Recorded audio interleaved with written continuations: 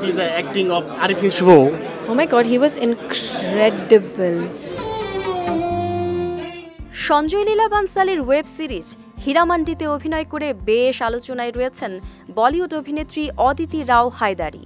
সম্প্রতি তিনি হাজির হয়েছিলেন কান চলচ্চিত্র উৎসবে। সেখানে নায়িকা প্রশংসায় ভাসিয়েছেন বাংলাদেশের অভিনেতা আরিফিন শুভকে।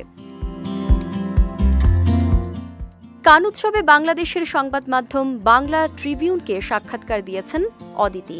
কথার এক পর্যায়ে তিনি মুজিব একটি জাতির রূপকার সিনেমায় শুভর অভিনয়ে মুগ্ধ হয়েছেন বলে জানান। Film I watched recently that was related to Bangladesh was Mujib, which was made by Sham Benegal sir.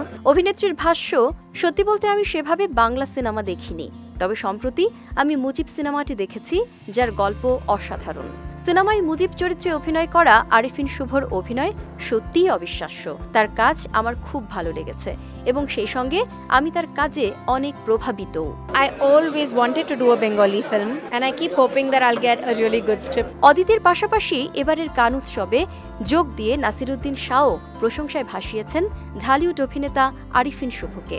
Mujib একটি জাতির রূপকার ভারতে প্রিমিয়ার হওয়ার সময় সিনেমাটি দেখেছিলেন নাসিরুদ্দিন শাহ ও অদিতি রাও হায়দারি।